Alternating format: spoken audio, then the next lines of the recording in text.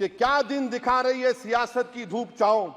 जो कल सपूत थे वो कपूतों में आ गए, थे इस कदर अजीम के पैरों में ताज थे, इतने हुए जलील के जूतों में आ गए। बहुत बहुत श्री असदुद्दीन ओवैसी जी। शुक्रिया मोहतरम चेयरमैन साहब, आपने मुझे बोलने का मौका दिया। मैं शुरुआत में बताना चाह रहा हूं कि मैं हुकूमत की तरफ से लाए गए इस रेजोल्यूशन की मुखालिफत में बोल रहा हूं और मैंने अमेंडमेंट्स भी दिए हैं प्रेजेंट एड्रेस के लिए। और चेयरमैन साहब, आप उर्दू को जानते हैं, किसी एक शायर ने शायद बरसर इख्तिदार जमात के लिए ये शेर कहा होगा कि उसूल बेचकर मसनद खरीदने वालों, निगाह अहले वफा में बहुत हक़ीर हो तुम, वतन का पास तुम्हें था ना होगा कभी, कि अपने हिर्स के बंदे हो बेज़मीर हो तुम, इज़्ज़त नफ्स किसी शख्स की महफूज नहीं, अब तो अपने ही निगहबानों से डर लगता है, डंके की चोट पे जालिम को बुरा कहता हूँ, मुझे सूली से न जिंदानों से डर लगता है। मोहतरम चेयरमैन साहब, मैं आज इन लोगों की तरफ से बोल रहा हूँ जो दिखते तो हैं, जिनके बारे में बात तो होती है मगर उनकी कोई नहीं सुनता। मैं उनके बारे में बोल रहा हूँ जिनके बारे में वज़ीर आज़म मोदी ने कहा था कि घुसपैठी हैं। मैं उन बेटियों और माओं के बारे में कह रहा हूँ जिनके बारे में मोदी ने कहा कि ज़्यादा बच्चे पैदा करते। मैं उन मासूम नौजवानों के बारे में कह रहा हूँ जिनको मॉब लिंचिंग के ज़रिए मारा जा रहा है।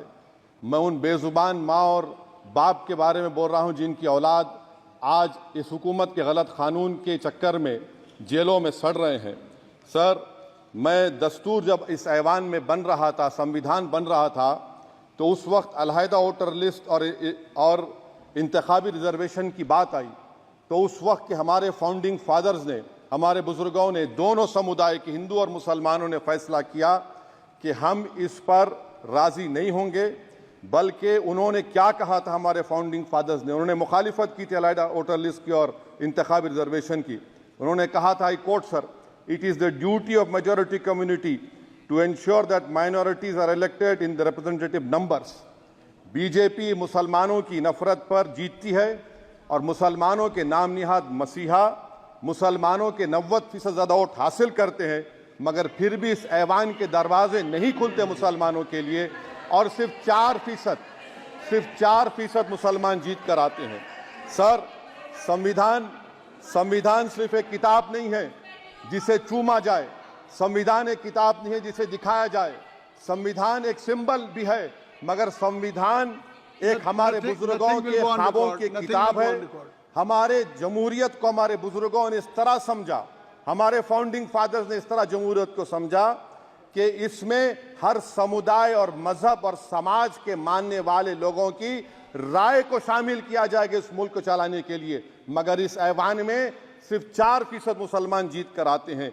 मैं संविधान से जो मोहब्बत के दावे करते हैं उनसे कहूंगा कि कभी उठाकर पढ़ो कॉन्स्टिट्यूएंट असेंबली डिबेट्स में कि नेहरू ने, HC मुखर्जी ने, सरदार हुकुम सिंह ने माइनॉरिटीज के बारे में क्या कहा था।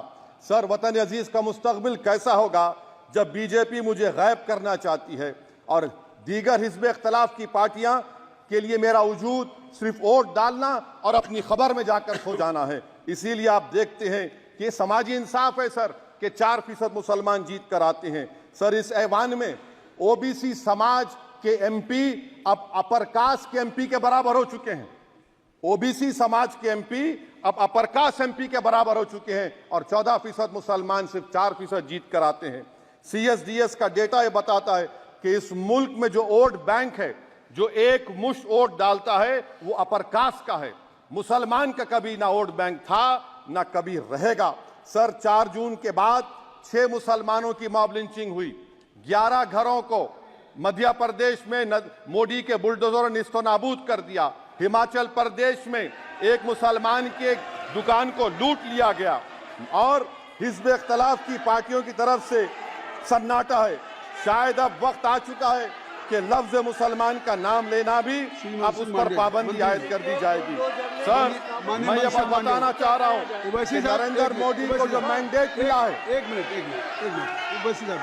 आप लोग बैठ जाएं, कृपया आप लोग बैठ जाएं। श्री मनसुख मांडविया जी, आप लोग बैठ जाएं, कृपया माननीय सदस्य बैठ जाएं। श्री मनसुख, प्रारंभिक कृपया आप लोग बैठ जाएं। माननीय आप लोग बैठ जाएं। माननीय सदस्य ने माननीय सदस्य बैठ जाएं। माननीय सदस्य ने अपने प्रारंभिक भाषण में जो शब्द प्रयोग करा है उसको ऑथेंटिकेट करा जाए। और अभी उन्होंने उल्लेख करा कि मोदी के बुलडोजर ने वहाँ मॉब लिंचिंग करा है, उसको भी ऑथेंटिकेट करा जाए।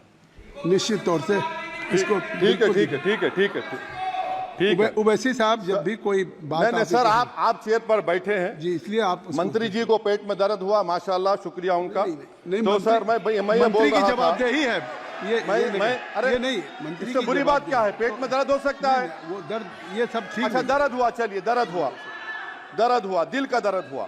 तो सर, जो नरेंद्र मोदी को मैंडेट मिला है वो सिर्फ और सिर्फ मुसलमानों की नफरत पर हिंदुत्व की वजह से मिला है। I would like to say it is not Modi's in doc, but every single person voted him despite his anti Muslim voice. And I would like to tell the opposition parties, this is not a moral victory for you. This is a victory of majoritarianism.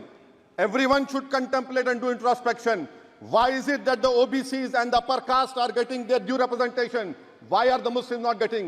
Are we here only to vote for you and not to get elected? If that is the case, please tell us that we are only here to vote for you. Sir, आज भारत के आधे नौजवान बेरोजगार हैं और रोजगार की तालाश, बेरोजगारी का आलम यह है सर कि मोदी सरकार के 5 साल में 75 लाख एस्पिरेंट्स की जिंदगी बर्बाद हो गई, 6 पेपर लीक हुआ।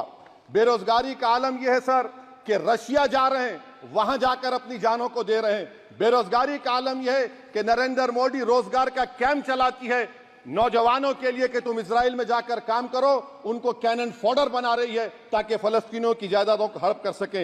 ये भी कंक्लूड करें। अरे सर, मेरा टाइम है। कहाँ टाइम है सर? आप ये टाइम ले लिए मेरा। सर मैं 2 मिनट दीजिए। ये विश्वगुरु की पॉलिसी है। इजराइल को 27 टन हथियार जा रहा है।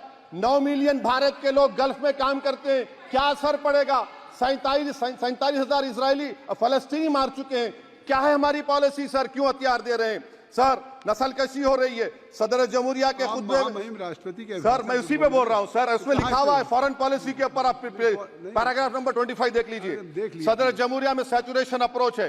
क्यों नहीं मोदी सरकार माइनॉरिटीज को तीनों स्कॉलरशिप को डिमांड करती है सर? उसको आपने बजट कम कर दिया। सर, बनारस का बुनकर 18 महीने से मंडी का शिकार है, सूरत और बेंगलुरु जा रहा है। सर आखिरी बात कंक्लूड कर रहा हूं, आखिरी बात सर, पनून केस में निखिल गुप्ता, मोदी ने कहा था कि हमने घर में घुसकर मारा, तो निखिल गुप्ता को किसने ऑर्डर दिया था पनून को मारने का? अगर नहीं दिया तो उसको बचाइए, और अगर दिया नहीं तो फिर उस पर पीएमएलए क्यों नहीं लगाकर? सर समाप्त करो। कमेटी बनाई आपने, उसका क्या हुआ? सर हम एससीओ को नहीं जा रहे। सर मैं आपको बता रहा हूं कि मैं अपनी इस तकरीर को टीपू सुल्तान की नजर, सुनिए सर, अब हो गया, खत्म कर रहा हूं सर। मैं अपनी तकरीर को टीपू सुल्तान की नजर कर रहा हूं। ये टीपू सुल्तान की फोटो है, क्या आप इससे भी नफरत करेंगे? सर ये संविधान में टीपू सुल्तान की फोटो है जिस पर वल्लभ भाई पटेल ने साइन किया, श्यामा प्रसाद मुखर्जी ने साइन किया। ये आपकी नफरत है सर। आखिर में मैं अपनी बात को खत्म कर रहा हूं इस शेर पर कि क्या दिन दिखा रही है सियासत की धूप छांव, जो कल सपूत थे वो कपूतों में आ गए, थे इस कदर अजीम के पैरों में ताज थे, इतने हुए जलील के जूतों में आ गए। बहुत बहुत शुक्रिया सर। श्री गौरव गोगोई जी।